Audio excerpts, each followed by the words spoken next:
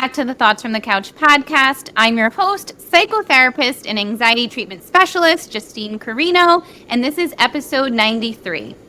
Today is a really special episode and one I have actually never done before. I am interviewing a panel of 4 powerhouse women who run their own businesses and are also moms, and we are going behind the scenes of what it's like to be a self-employed mom. We're talking about the highs and lows of entrepreneurship, routines, schedules, stressors, self-care, managing relationships, managing parenthood, social life, and so much more. So in this episode, you'll hear me talk to Alessandra Cortina, civil litigation attorney and business consultant, Dana Caretta Stein, therapist and group practice owner, Donna Stefans, founder and lead attorney at Stefans Law Group, and Andrea Miller, speaker and messaging architect. And they all have between 2 to 5 children and are killing it as moms and business owners. So without further ado, let's dive in. Ladies, I'm so excited to have this conversation with you. I want the listeners to place your voices with your names. So let's just go around real quickly, say hello, introduce yourselves, your business, and tell us how many kids you have and their ages. Let's start with you, Dana. I'm Dana Caretta Stein. I have a business, Peaceful Living Mental Health Counseling, which is a trauma-informed psychotherapy practice in Scarsdale, New York.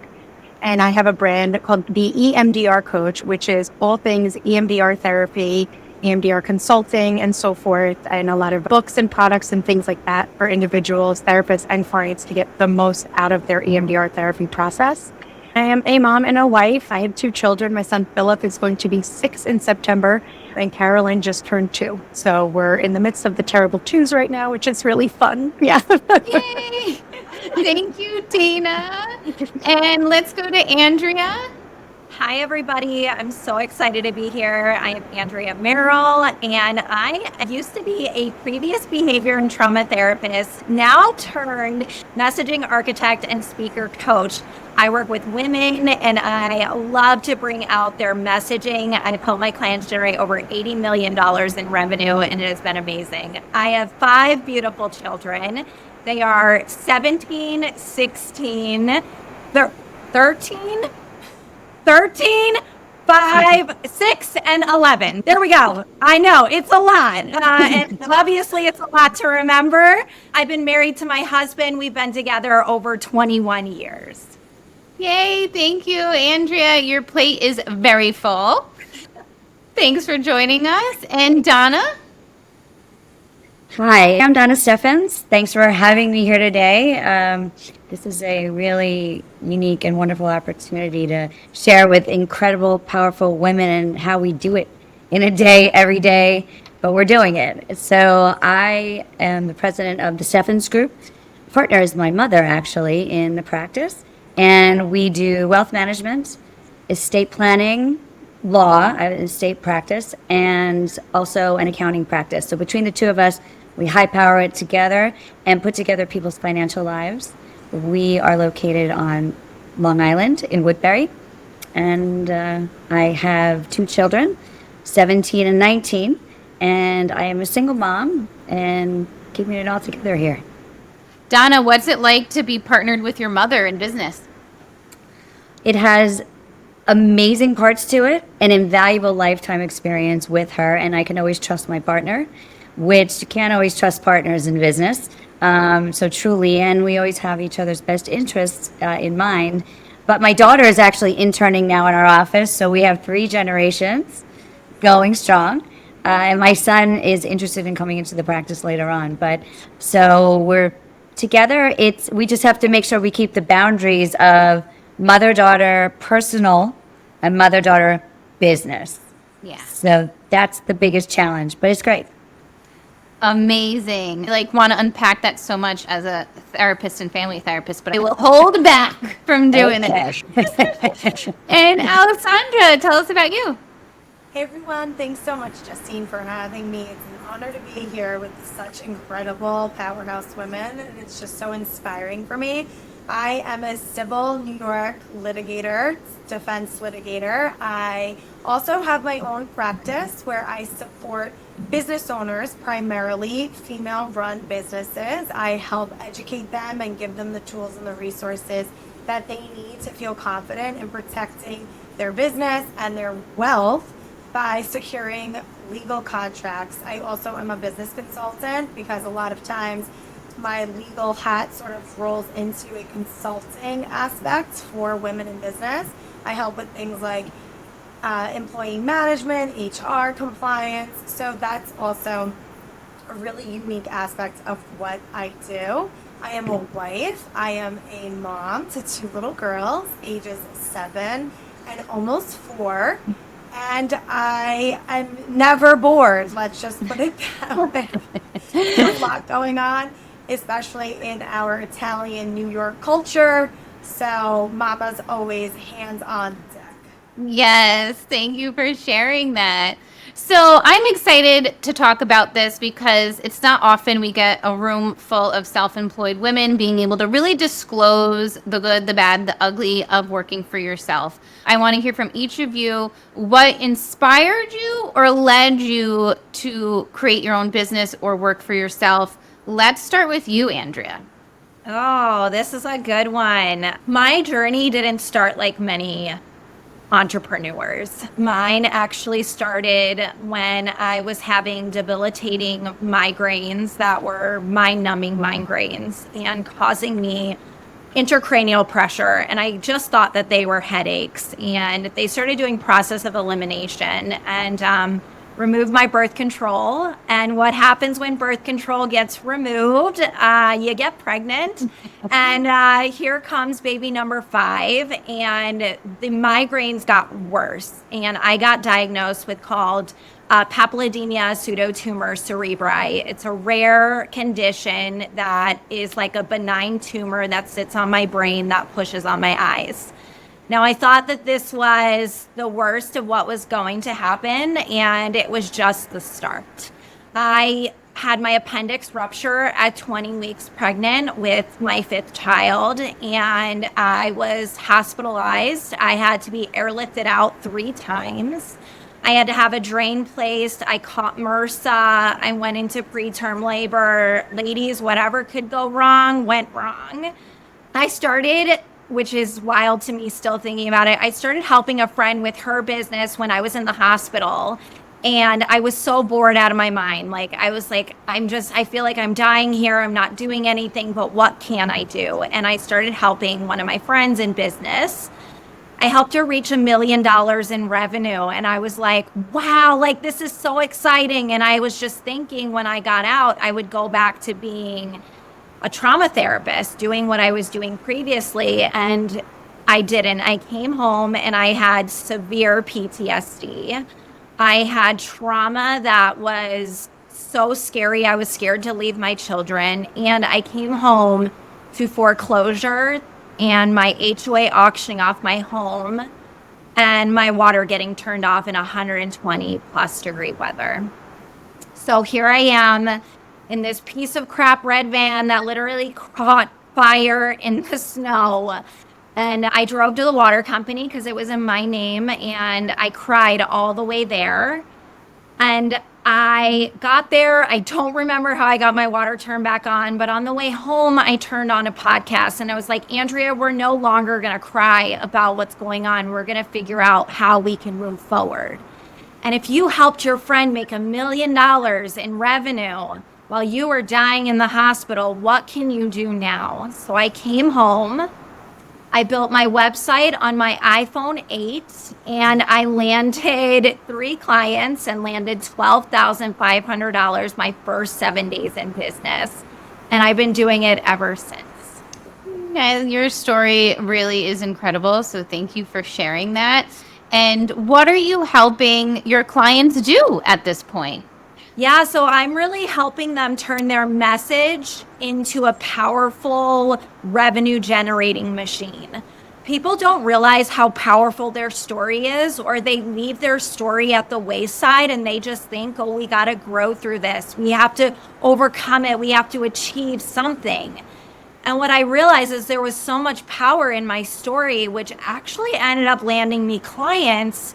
And I was able to show them how they could turn their story into a profit revenue generating machine. So I help them turn their messaging now into their message. Amazing. And you've gotten a lot of women on TEDx stages. I have. I've gotten them on TEDx stages. I've gotten on CNN. I've gotten on some really big stages. My clients have made over $250,000 in a weekend from just one talk. So lots of success stories, and it's been truly incredible to watch these women rise and grow. Amazing. Thank you, Andrea. Thanks. Dana, what led you to start your own business?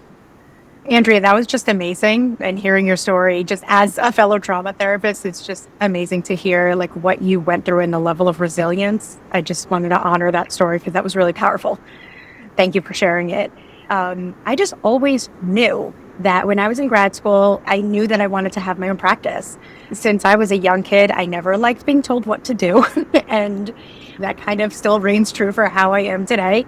As I got more and more into being a therapist and I got trained in EMDR therapy right away, I really started to see, like, you don't really get tainted by all of these different modalities. So, like, when you really get that trauma-informed training from the very beginning, at least for me, it really helped me see even my clients for who they really were and not through a lens of a modality, like not through like, oh, these are your symptoms, this is how you fix them, and so forth. So I always knew I wanted to start my own practice and that doing the EMDR training. And then my dad passed away in 2015. Before I started the practice, I had been just working as a therapist before that. And my dad was an entrepreneur before I was born. So I kind of always had that blood in me. But a lot of what drove me doing it was wanting to do something to honor him as well. So my company, Peaceful Living, is named after him. He's Philip Lewis. So those are his initials. And he really did have so much anxiety growing up as a little girl. My dad was my hero, and his anxiety also really affected me. So starting a practice and helping others who grew up in those situations where having very anxious parents and not having space to feel seen and feel heard was so important to me. And then doing the EMDR training helps understand the neuroscience behind that and all of that stuff, because I could go down a rabbit hole and nerd out on that stuff. And then I just wanted to keep growing in the sense of, as a therapist, I can help X number of people because there's only so much time in a day. But if I bring on other therapists who we all have the same approach and we can see clients who they are, the amount of people that we can help is exponential. And then I started doing consulting work for the same reason, because as a therapist, I get to see 20 people a week. But if I help 5 therapists who each see 20 people a week, help them refine their EMDR therapy even more, it's just that level of exponential ability to help people. It's really what drove me and wanting to, it's a little naive in the sense, but like I really do want to change the world, so to speak, and help everybody feel more seen and more heard and find their true authentic self. It's just what I'm so passionate about. And, you know, now almost 10 years later since I started the company, we have 6 therapists, and my consulting arm is pretty big at this point with all these products and stuff like that. And it's exciting. It's exciting to just see the amount of people that benefit from it. You're amazing. When I started my practice, I did like a random Google search, like therapists in my area, and Dana came up. I was like, I'm just going to randomly email her and see if I could pick her brain about running a private practice. And she was so open and welcome and brought me in her beautiful group practice and let me just ask her a million questions. And I think I've still been doing that 7 years later. Both ways now. Like, how do I do this? What do I do now? And you've just been so gracious. So thank you so much, Dana. And Alessandra, what led you to have your own practice as well? Kids. So I started out my career at Morgan Stanley in human resources. I promised my immigrant mother that I was going to become an attorney, and then I had this awesome corporate job. It was like Devil Wears Prada, but like in finance. And she reminded me like every day, you promised me you were going to go to law school, you're going to be a lawyer, right? And I was like, I guess. So I ended up going to law school while still working full time. I commuted down to Tribeca every day for 3.5 years, even throughout the summer. It was crazy. And then everyone there at Morgan Stanley was like, well, you should really go out of here, get your litigation experience so that you can come back and work in employment law, because I was in human resources. And that is exactly what I did. I went from making an amazing salary at like 25 years old to $25,000 as a clerk while getting married and buying a house. Wow. In New York, mind you. Don't ask me how I did it, but by the grace of God, my husband and I, we did it. And so I ended up going back to Morgan Stanley. I did the whole corporate thing, got pregnant, had my first daughter, and was like, what am I, nuts? I'm going to go back. I was holding this like baby. She was 6 weeks old. I'm going to leave this child. So I ended up going back. I lasted 2 weeks and I quit. And then I was home for 6 months, got my first litigation job, became a civil defense litigator. I was like, I'm not going to do this forever. I'll eventually just like start my own practice. I ended up staying there until like through COVID. That rocked everyone's world, right? So my plans changed. Ended up having a baby during that time, a little bit after. I went back to work at the litigation firm. I built the Lawyerista. I started this platform during COVID because I was like losing my mind. I was home litigating, billing like 10, 12 hours a day, and then, handling a child. It was a lot. So I wanted to utilize this as an escape, as a platform to meet other women in Westchester County, which is exactly what I did. And then I found this little niche of truly helping women protect their businesses, helping them understand the importance of contracts, forms, documentation. So I married my litigation hat with my HR hat, and I created the Lawyerista, which ended up becoming a practice called the Fortino Law Group, and a consulting business called Alessandra Leona Consulting, where I provide legal services and business consulting services. And I did that because I became a mom. I wanted the freedom, I wanted the flexibility, I wanted the ability to work whenever I needed to, drop off, pick up, and do all this stuff in between. And, doing that with an employer that may not give you the flexibility that you need as a wife, mom, and professional is tough. So I thought that was my only outlet, was to start my own practice, start my own business, and it ended up spiraling. Amazing. And I remember I first saw you literally on Instagram.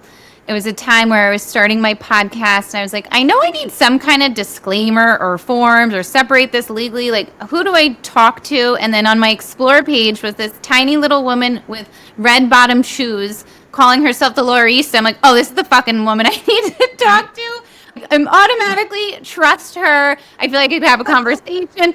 Sorry, man, I didn't want to talk to a man about it. I wanted to talk to a woman. That was like so stylish. And here we are years later. I'm still emailing you questions about things. So I love that, and I welcome that. And it's all about maintaining those relationships. But, it's funny because so many women like you all on this call will reach out to me and be like, I don't want the old man representing me. Like, I want you and your red bottoms. I'm like, sure, I love that. Yes, thank you. Absolutely. And Donna, what led to you being a self-employed woman? We dial this back way at the beginning of time, that it starts with my mother giving birth to me and getting fired for having a baby and going back to work. Wow. And she then said, well, what do I do? She's like, I have to work and I don't want to sit around with the neighborhood moms, and I have to do something. And I think I'm going to take a tax course, because she was brilliant. She's still here. She's brilliant. This is a woman that you should never have a sword fight with a calculator with her. You will lose every time. So this is my mentor, right? So I took my first tax course with her in a bassinet next to her. Wow. Yeah. But she wasn't really grooming me that way. I was the trifecta of a singer, dancer, actress. And I was headed down to, I was doing some Broadway, off-Broadway. I was on my way doing things. And then it's high school. And I realized that this wasn't really the career for me. I loved it. I was good at it. But the road was not headed where I needed to get. And so she had this beautiful business she had built over many years, being the accounting practice and wealth management, financial planning practice. And I said, well, I could do that. Why would you throw a beautiful family business away? So here I go for a finance degree. And actually in college, they called me down to the School of Finance, and they said, we don't think you should do this major. We think you should go to communications because you're great for media. And I said, I know, because I had all that training. I said, but you're telling me to not get a finance degree? There's 3 women in the major. And they decided, all of the different schools, communications, they were like, no, she's staying in that major and continue on. So I continue on. I go to Wall Street. I have the best time working for an investment company on Wall Street and learning the bones of the business from the inside out. Ready to go back to her, but I'm still having a blast downtown Manhattan. And she called me one day. It must be something about this Italian mother thing, because she called me and she said, we have a problem. And I was like, oh, what's your problem, Mom? She said, I need an in-house attorney. Do you want the job? I said, oh, really? No. So I did. I listened to my mother, like you, Alessandra, and I went to law school, but very focused on estate planning and elder law, because it really is the financial planning of the law. So off I go to law school, which then I came back to the practice, and we've been together 25 years now. But through that practice, I got married and I had my children. And with my daughter, I had a 1-month maternity leave. With my son, I had 2 weeks. But the flexibility, right? He just came with me. She just came with me, and I had a nanny, I had a husband. There was a lot of support, but I had the ability to not be away from my child too long. I was the mom that Gymboree was right across the street, and I'd show up in my suit, and all these other girls are in their sweatpants, and I was like, here I am, and I'd have my nanny bring my daughter to me, and we'd go to Gymboree, and throughout it all, I was class mom. I was able to finagle with the flexibility and support of my business partner to want me to be the best mom I could be, but also support her in the business. So it's been a long ride, not always easy, because I feel like the stay-at-home moms often in the PTA don't get the working moms. They just don't. It's different language, and they have a lot more time. And so I found that very challenging. But what I do for people, but really more specifically women, is help them organize their entire financial lives. So there's 3 parts to it. So yes, we know we have to do our accounting, and that's where our biggest costs are if we don't plan right. Our wealth management, how do we build our long-term growth and have the lifestyle and the goals that we want in our lives? And then, of course, the one we don't want to think about, but we better plan for, is what if something happens to us? So we put it all together, because you can't do a proper plan without all those 3. And once we do it, it empowers women to live their best lives with what their talents are. So that's what it is. That's what we do. Absolutely. I love that your story starts back in time with your mom getting fired for having a baby and her getting real gritty, and then you carrying that legacy out. It's really beautiful. Donna and I met, we were at a day retreat with Katya Libin and walked in as strangers and had such a beautiful experience that day with just opening up and talking. And I remember sobbing after a sound bowl meditation and being like, I feel like I'm in a treehouse in Armonk and I don't want to leave and I want to have a sleepover now and I love all these women. And now we are forever connected to each other. Yes, it was that experience. Yep, women empowerment experience. Yeah, it was really beautiful. So thank you, ladies. We're going to dive into some of our questions, and I'm going to go around in that same order. Andrea, you will start us off. The first question I want to start with is the things I am always thinking about when I see another woman in business. I'm like, when does she wake up? When does she go to sleep? How many hours a week is she working? Like, what's the reality here? Does your schedule complement your kid's schedule? And am I an asshole for working Wednesday nights till 10 p.m.? Like, I want to know all of the details. So we're going to go around and just share. I want to know that. Like, when do you wake up? When do you go to bed? What's your work schedule? How many hours a week are you working? Tell me all the routines there. So let's start with you, Andrea. Oh my gosh, I don't have a routine. I am fly by the seat of my fucking pants and pray that it works. I will say I use an app called Rise Science. I don't know if you've heard of it. It's really awesome. And then I use my trusty workout ring over here that gets to tell me, when should I actually wake up? What would be natural for me versus being like, okay, I got to be up at 4 a.m. and I got to work out by 5 a.m. and I got to have a shower by 6 a.m. I am not consistent like that. And it is not in my bones at all. I'm also Italian, but I'm like no structure. Like, I grew up in structure and I'm now like, I don't want that. So I will be honest, some days I wake up at 5 in the morning and some days I wake up at 8. And I kind of like love the days that I wake up at 8. My children, I've made them very self-sufficient and very independent, so they don't need mom all the time. So definitely, I feel like what's great is my kids are older now, so it's like working out, like all those grindy nights that I did before, like I'm seeing some light over here. But there are nights where I stay up super late. Like last night, I was up till almost midnight because I was like working on this messaging for my client that has bits. I don't know if you've heard of bits before, but it's all about the brand inception points that when you say your bits, your people will know you for what you are known for.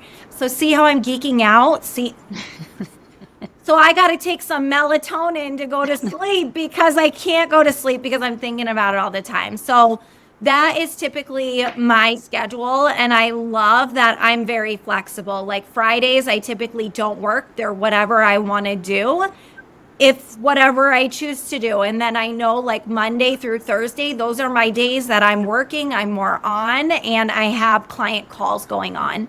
Fridays, sometimes I bring on special occasion clients that I work with, and I enjoy taking that extra special time for them because I know my day isn't bombarded.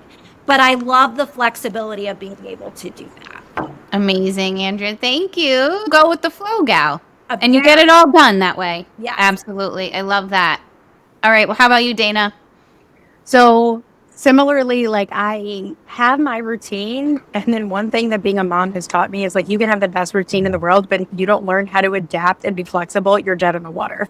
Because these little monsters, like, they don't give a shit about your routine. Like, it's like you have to be able to figure out and roll in the moment. I always try to wake up at, 5:45, between 5 and 15, get my workout in. Because if I don't exercise, then mentally, I just can't function. So we have that. And then, like, it's the usual, like, one goes to daycare, the other one goes to school, camp. I have my days in the office, and then I have my days at home. I knew when I started my practice that the big thing that was in my head was I didn't want to be a working mom like my mom was because I missed her. And I definitely didn't want my children to have that experience. So I was very intentional about crafting like a schedule that would allow me to be a mom, because that's the single most important thing to me. So like this morning, I took Caroline's ballet class and had that time with her, but flexibility, like usually Fridays are my day with her. So my husband, who is self-employed as well, he's like, no problem. I'll come home for 2 hours so you can do your podcast. And, so we just adapt and we're flexible. And I'm also incredibly fortunate and grateful. I had a big Italian family. I love that there's like a bunch of Ginzos in the room right now, but my sister-in-law lives 2 blocks away. My sister lives 6 minutes away. My mom comes down all the time to help. So it really does take a village when you're a working mom and have kids. And so like that flexibility and that support, and, you can have a routine, but be able to adjust accordingly. I think that's just the secret to surviving and thriving. Absolutely. I appreciate that. Dana, how many hours a week, and I didn't get to ask you this, Andrea, so both of you, how many hours a week do you think you work? I always try to track it. and then forget to count up the hours that I actually tallied. But it's probably 50 plus a week, because when you own your own business, you're never not working. You're always doing something there's something that has to be handled. There are things you can delegate, and then there are things that only you can do. And no one's, having a business is like having a child. No one's going to care about it the way that you do. So it's definitely, Lauren, my best friend that I work with, she'll be like, "Why are you sending emails at midnight?" And I'm like, "Because it's the only time I can do it. And that's where I have freedom to think." So yeah, I would probably say at least 50 plus. Okay. Yeah. Okay. But then there are times where I can cut back a little bit, but I don't think my brain ever really turns off. Absolutely. And what about you, Andrea? How many hours a week you think you work? I don't know. The first thing that came to mind was 20. And I was like, bitch, you work more than that. You're lying. But I think intentionally, I know 20 hours what I can get done. And then it's okay, in that other alignment of let's say up to 50 hours. Okay, but what is that? Am I tinkering around? Am I trying to be creative? Am I trying to learn something new? Which, Dana just said, are we really working? It's more we're really excited about what we're doing, right, forward into that next goal. So I can say that I feel like I haven't worked a day in the past 7 years. I love that. Killer. That's why we do this, right, guys? We're not really keeping track of how many hours we work, because a business is our other child, and it just flows, and we love what we do. So times when we forget that we're working, other times it's really fucking hard and we realize we're working. So it's both sides. How about you, Alessandra? How many hours a week do you think you work, and what are your routines? So there's zero routine here. I'm not gonna lie, I'm not a routine girl. I've never been. Yes, I like structure in a way, but I cannot adhere to some perfect routine. When I see those things on Instagram where it's 5 a.m. this, 6 a.m. that, so I get anxiety and I scroll through the next thing. I cannot see it. And that's no offense to anybody, everyone's just built differently. My family actually has given me the nickname of Tasmanian Devil, Revolution, Tornado. So whatever. But my house is immaculate and my life is in order. So then you guys are all the therapists. Figure that out. Essentially, there's no routine. What it is total survival. In the morning we wake up and we get out the door. And I don't stress out certain things, right? So there are going to be some mornings that I don't walk out with breakfast. I have to pick it up, right? There'll be some mornings where I'm not completely done up for a court and my hair is back and I'm a little bit more of a mess and scrambling. But I try and have some sort of structure. I like to make sure that, I have the kids always my number one. They are always good to go, perfect, everything for them. But for me, sometimes that's not the way it looks, right? And then from my work for me is drop off to pick up. And that's hard because I'm cramming a litigator's full day in only 5 to 6 hours. And it's quite exhausting and quite rapid fire, go, go, go. I don't have time for nonsense or BS. I've done a lot less on Instagram because that's also a time suck, even with marketing for my own business. So I'm reprioritizing. And then when I pick up my kids, it's mom mode until dinner and bedtime. And then I get back to work. And sometimes if I'm not tired, I'll work till 1:30, 2 o'clock. I'm a night person, just naturally. So I have a lot of energy and I am just a night person. And if it works, it works. And there are other nights where I am dead exhausted and I'm I don't care if something is blowing up with work. I have to close the laptop and I have to go to bed, right? So I'm also learning that that is important as well for my physical health, my emotional health, my mental health, because you need the rest, you need the sleep. But I would say more likely than not, my day is a bit of a tornado, whirlwind. But hey, we're doing it and you're resilient. And I think that's the beauty of it, is going with the flow and knowing there's how to prioritize in a given minute in a given day. Like you hyper focus on what you need to get done as fast and quickly as you can, and then you switch into the next gear and you figure out how to get it all done, because you are getting it all done somehow. Everyone's happy and you're still making money and life is moving and grooving. So thank you for sharing that. I'm in alignment with you. It's definitely 50 hours. And I try really, like, on the weekends. It's Saturday and Sunday is my time with my kids and my husband and my family. And that's really it. But on Monday through Friday, it is just grind. I love that you have that solid boundary about the weekend. Yeah, that's really cool. It's been recent. I'm not going to say that I won't be a hypocrite and say that I've always done that. But as of recently, it's been do not call, do not email. Or if you do, I'm just not answering. Absolutely. Thank you for sharing that. And how about you, Donna? What are your routines and schedules and amount of hours you're working? So, well, one thing that I started doing a year ago is giving back to myself and putting myself first because nobody else is doing it. So what I mean by that is I decided a year ago that I was going to start working with a trainer, and 3 days a week, it's the first thing I do in the morning. I don't care what anybody else needs, whatever it is, it's going to wait. I get up at 6, I'm at that gym with this trainer at 7, home by 8, and then we start there. And everybody else has to take responsibility for some of the things. I don't have to do all of the things. Somebody else can do the things that I can't do between 7 and 8 a.m. And it includes getting yourself up, getting breakfast, and with my children when they were younger, I had, whether it be my husband, whether it be my nanny, whoever it was, somebody else could do some of those chores, cleaning lady, thank you very much. Those hours of time of cleaning a house, it's just not for me, right? I have other things that I need to prioritize to do, but I was burning the candle at both ends. And I feel like at each stage of my children's lives, it changed a little. When my daughter was little, I was fortunate enough that the daycare was right next door. So we'd have our playtime in the morning. In my pajamas, I would walk her to school, spend a little time there, and then she'd understand Amanda goes to work and Mommy goes to work. And everything worked out well. But now the way it looks right now is me first in the morning, at least those days, and the rest of it is open for discussion. What I do is I only see clients from 10 to 4.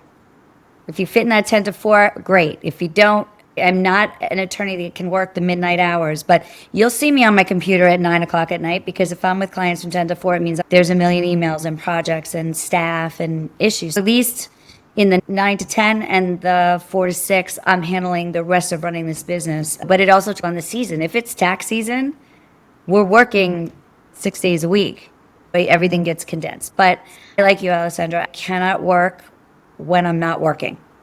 So those weekends or my evenings, or if I take a vacation, which I absolutely take 6 weeks vacation in a year period, if not more sometimes, my staff has to handle it. It's heavy stuff. When you're dealing with finances, but also death and dying, it's heavy. And so I need that break. Therapists probably understand this very, very well. Handling other people's problems, you need that mental break. And so I take it. But nothing's going to stop me from not getting a massage. I love that. Donna, what led you to a year ago saying, I'm going to prioritize myself and commit to this exercise routine? What was going on at the time that made you decide that for yourself? I mean, it used to be yoga was enough. And then all of a sudden, as we age, yoga was not enough.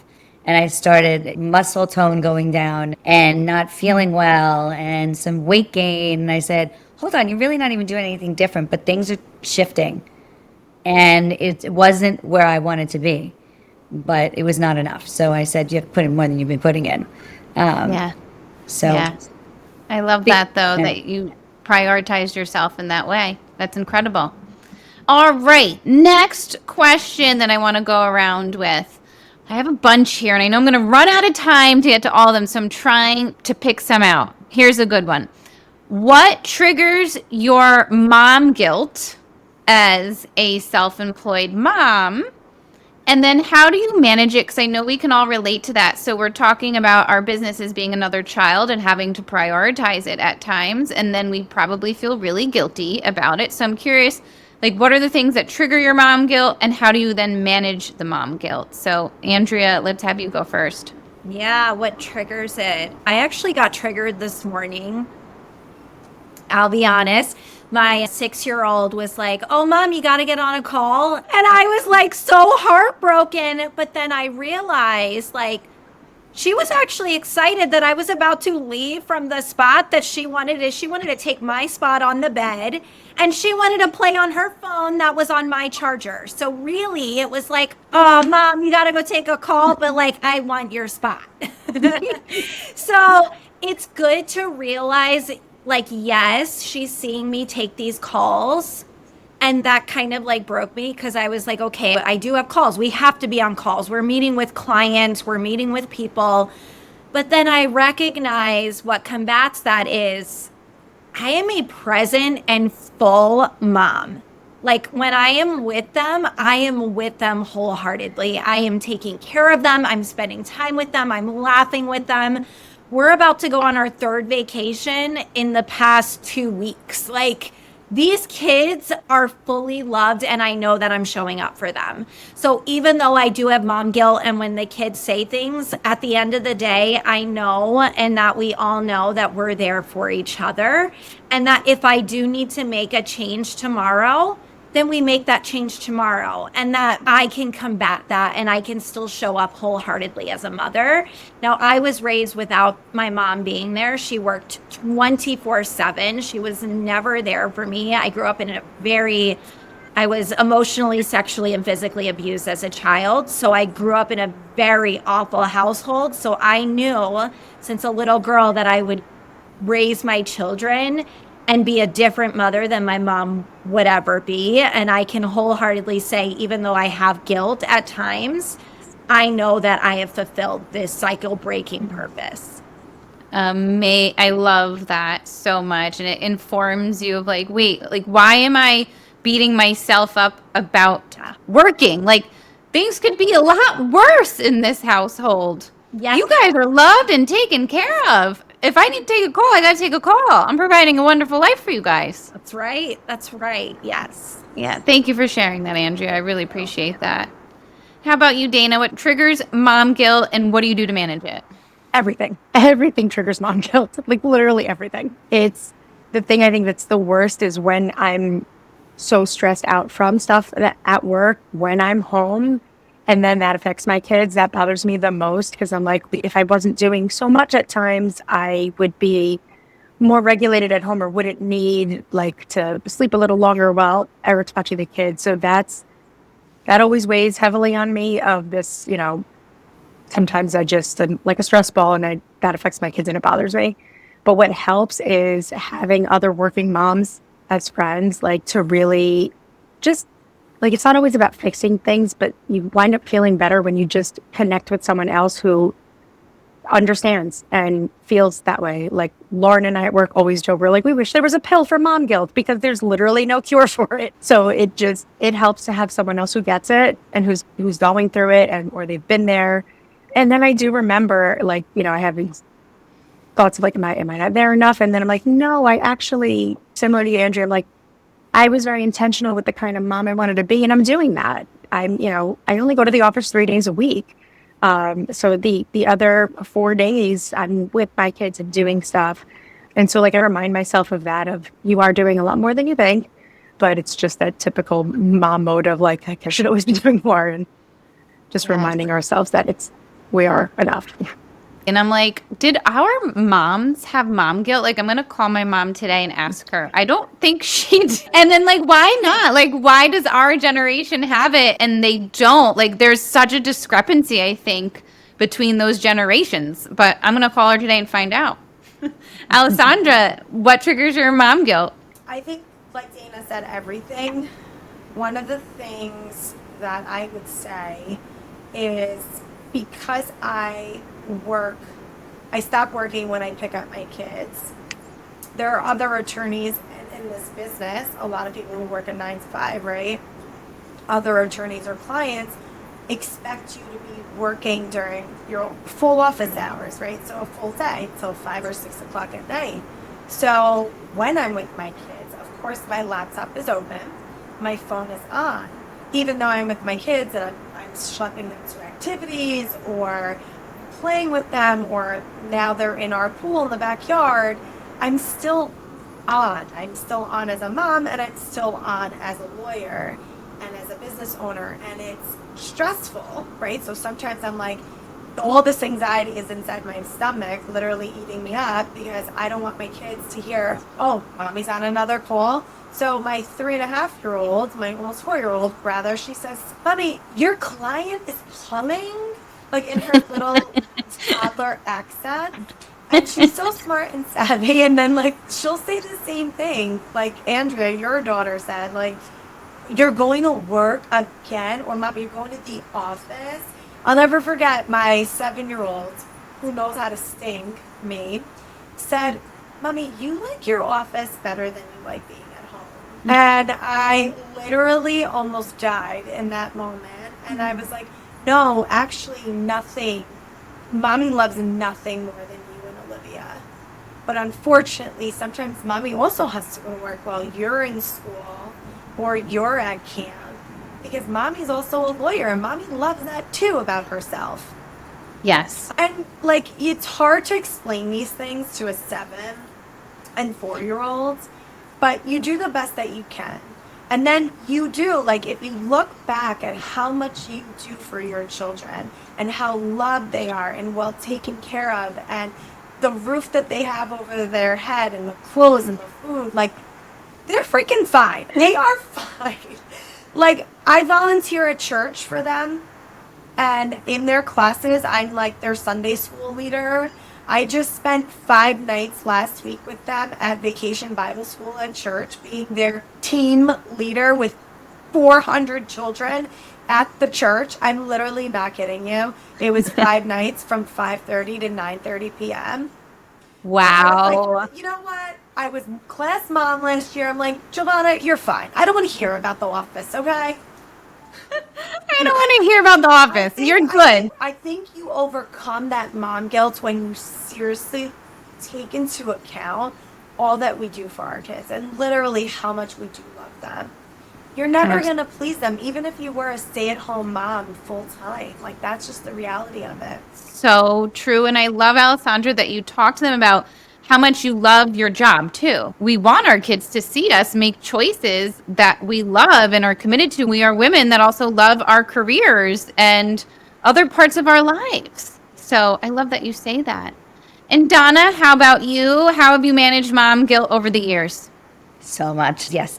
Oh, yeah. You like your office better than us, right? All that. No, but I think the thing that I stress about the most in this category is, what am I missing?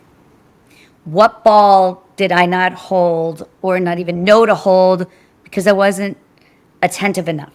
I'm fully attentive. We try to do it all, and we do the best we can with doing it all. These kids will be fine, but sometimes there's important things that you don't know. You didn't read one of the emails that showed up, and it was like number 60 down on the list, and you only got to the first 10, right, and it was there. I mean, even now, my son has a senior Disney trip, and I didn't get the email, and I didn't get the deposit in on time, and because it was $100 deposit, and the trip is the next March, and they needed it by June 1st. And I like ran to the school and begged them to please let my son get in I mean, you know, that kind of a thing. They're like, well, didn't you read the emails? We sent 3. I'm like, you know what? First of all, the schools are sending way too many fucking emails all the time with too much information that I don't even read half of them. I cannot read one more email. Right. And then I go, you know, okay, fine. But I think that when my kids were younger, I used to feel real guilty when I would hear things like, yeah, so I went over Susie's house, and, you know, Susie's mom is there every day waiting for snack and has snack laid out and blah, blah, blah, and this whole stay-at-home mommy routine. And those are things I could not give my kids all the time, once in a while, right? But nevertheless, they got home, either their father or there was their sitter, they were there for snack. They got downtime. They got to watch TV. They got their homework done. I got there in time for dinner. So there were beats that I missed in some of that I feel guilty having missed. I don't think they remember much of that anymore anyway, but, I am not chief cook and bottle washer. I accept the fact that I do not make dinner. I will buy dinner. I will set it for somebody else to make dinner. We'll have very healthy family meals together. But again, it's kind of like the cleaning lady thing. Like, there's places where my time is better spent than some of these chores. And I had to really let that go. So role model domestication, I'm probably not so much, but I'm okay with that. And but now to date, I still feel the same thing. What is there something I'm missing? And if my kids are not failing, but like not thriving in some way, I definitely take it on as partially my fault as a mom. But I think I'm going to say it again. I think the biggest dose of mom guilt you can get is from the darn PTA. And the movie Bad Moms, I admit I am her. Like, I am the star of that movie right here. And yeah, I bought store-bought cookies for the friggin' bake sale. Okay? Like, that's just what it is. So. Absolutely. Donna, I hear you saying, like, you learn what to let go of and stop caring about, because you can't care about everything 100% of the time. And you learn it doesn't all matter. I had a similar experience. This June is crazy for moms, right? And the school sent home a calendar, like every day there's a different activity that the kids need to do. Wear sunglasses, bring a baby picture. And I was like, no, I am not doing this. Jackson, you can read here. If you want to participate, you're putting the shirt on, you're wearing glasses, and Jackson, he's a second grade boy, he's like, I don't care, Mom, I'm not doing it.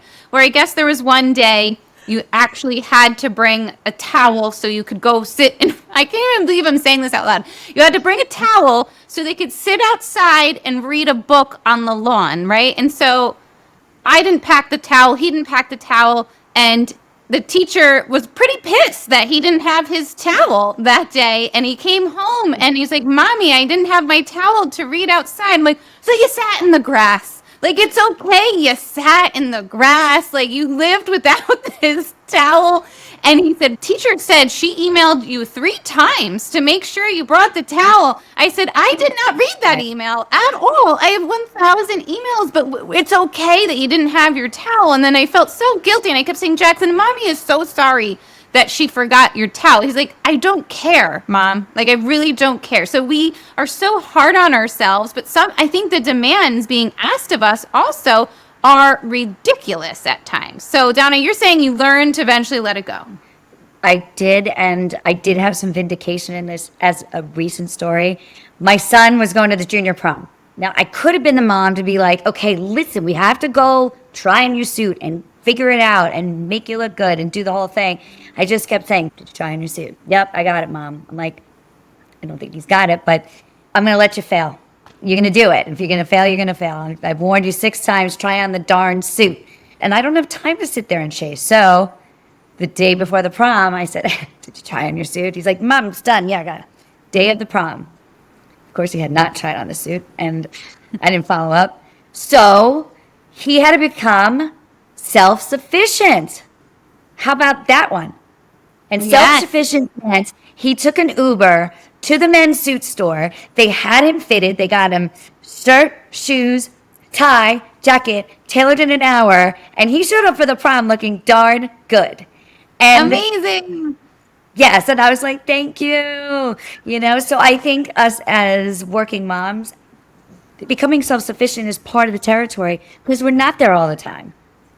And we are, I think all of us or most of us, product of working mom, right? Yeah. And look at what we're doing right here today. Absolutely. Absolutely, Donna. Oh, thank you. So I'm going to pause this real quick. I know it's 1:37. I could ask one more question, but if everyone's got to go, we could wrap up here and just go around and say how people can locate you. What do you guys prefer? I'm good for one more. Let's go. One more. Okay, we'll do one more and we'll do it quick. All right, my last and final question is about our social lives as moms and business owners, it's like, oh, now I need a social life too. How do you guys have a social life or spend time with your partners or date on top of all of this we just talked about? Because I'm a girl's girl. I need to hang out with my friends. So then there's the guilt of, well, I worked all week and now mommy's going out to party. And how do we manage that? So how do you have a social life or a dating life or married life on top of all of this? Let's start with you, Andrea. You have one? Wow. You know what? I was a really young mom. Obviously, like you can tell, my oldest is going to be 17 this year.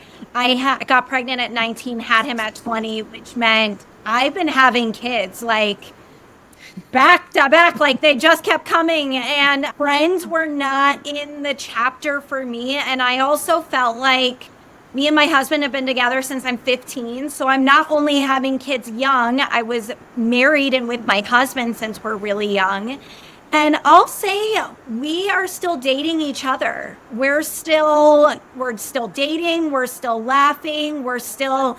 We like pranking each other. I recently had a conversation with a client that was like, the only time I get with my husband, and she's like, sorry, TMI, but we have the best conversations when we shower together because we have no time to ever be together. And I was like, us too.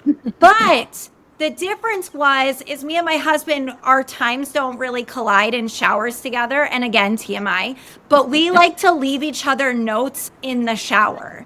We now take like the cute little phone blocks that our kids like to do ABCs with. We leave sexy notes for each other in the shower. So we like to still date each other that way. We still like to hang out, cook together, have fun. And if times that arise, we like to go out at least once to twice a month. Now, I know that might not sound like a lot, but it is a lot when it comes to 5 kids, busy teenagers, busy life. I work, my husband's a correctional officer, so things can be busy. And I'll say, my husband's now making friends at work, which means we're now having friends. So, yeah. I love that, Andrea. Thank you. And you've been together for a long time with your husband, so I love that you're like still playing and having fun that way. You find the time for it. Little snippets of it. You have to. Otherwise, guys, I thought we were going to divorce already, like ups and downs and around the bend. And we've always found ways to re-date each other and just show up in that way. Amazing. Yeah. How about you, Dana? I think when you have kids, you really find out like who your people are in certain regards, because it is hard when sometimes you have like friends who don't have kids and stuff, and then the guilt, like, oh, we never see you anymore, and this and that, and it's, your priorities shift. Having a social life is definitely, I think we all need connection and we need people, so it's still something, I don't get to see my friends nearly as much as I used to, but it's, sometimes you like send like the smoke signal to be like, still alive over here, like, sending each other memes to like, we're still alive, and getting those like little moments like of last minute, like I'm good at last minute scheduling. So if someone's like, I'll text one of your friends, like, any chance you're around to go grab lunch or something? Yeah, like, let's do it. So that is definitely like the social life season I'm in right now. And then with my husband too, like my husband is definitely, the poor guy's the most neglected child in the house right now. He's a trooper, but it's hard. We're in the hard years where the kids are small. And, we do try to do at least once a month, once or twice a month, same thing, to go out for like a date night, because that is really important to both of us and to make time for each other. But it is hard. He's in real estate and he owns a real estate company, and there's always a real estate event, always. So there's always that. And, he's got his like taking clients out, and it's golf season, so I never see him anymore anyway. But to be really intentional, I think, is important. And to also just know it's a phase, like when the kids are small, of, these are the hard times, and we get through the hard times together, and knowing it's not going to be like that forever. Absolutely. It's all temporary. And I think there's like an understanding amongst your mom friends and with your husband, like this is just a really busy season. Right. We're making it through. Yeah. Yep. How about you, Alessandra? So we're like the party house because I can't sit still. And I also want all my friends and my family at our house, and I prefer the way I entertain. Okay, so that's just, I'm crazy. My husband works nights, weekends, days. It's like on this rotation schedule. So it's a little crazy. We are like two ships sailing in the night kind of thing. But when he is off, we try and make family a priority. I intentionally schedule girl nights on the nights that he is working nights. So I'll get like my mom, my mother-in-law, or a babysitter to stay with the girls while I go and catch up with a girlfriend over dinner. And I know that that's like the nights that he's working, and it's not going to take away from our time together or our family time. So I really work around his schedule, because the days that he, or the weekends, which is very few and far between, that he has off, I want to be with him and our children. So, social life, like double dating for us is a bit hard because our friends and their husbands are off on the weekends. My husband is not. So we do the best that we can on the days that he happens to have off. That's why our house is the party house. So, like, everyone will just come over and we'll kill multiple birds with one stone, and everyone just kind of hangs out in our house, especially now that it's summer, and we have a few drinks and we enjoy good food, the pool, and that's sort of like how we manage it. But it's hard because we also have our big Italian family, and every mom and mother-in-law wants to see us and our kids. So that's why we just, everyone over our house, and you see everyone, and we drink and we marry. I love that. So it's like you've adapted by making your house the headquarters, and people come and I get to see you and I don't have to think too much and we chill. But it's hard. We have a great time. Yeah, but with a different schedule, like you said, two ships in the night, you have to work even harder to figure out your social life and a date night with him. So true. Yeah. How about you, Donna? How's your social life, dating life? It's pretty darn good. I'm not gonna lie. But again, I keep, like Alessandro, it's like similar life, different time. So me too. My house has been the headquarters. And the party comes to us, and inviting all the kids over and their moms over. And besides our home, we're skiers. So we go to the ski house. I always invite my kids' friends, and then there's families up there that we coordinate, and the families spend time together, whether they be couples or singles.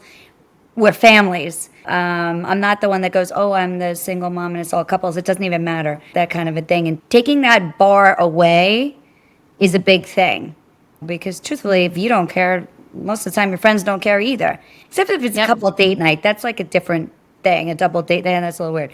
But anyway, besides that, so we're skiers, we're up there with ski families, we're at the beach.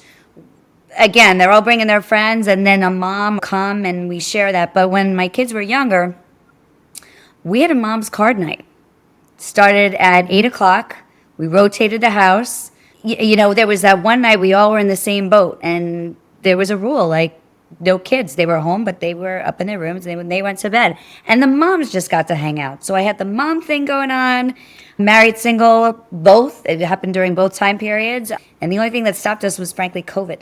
But anyway, so now we're just busy doing other things. But when it comes to relationships and dating, I kept a very hard rule about it.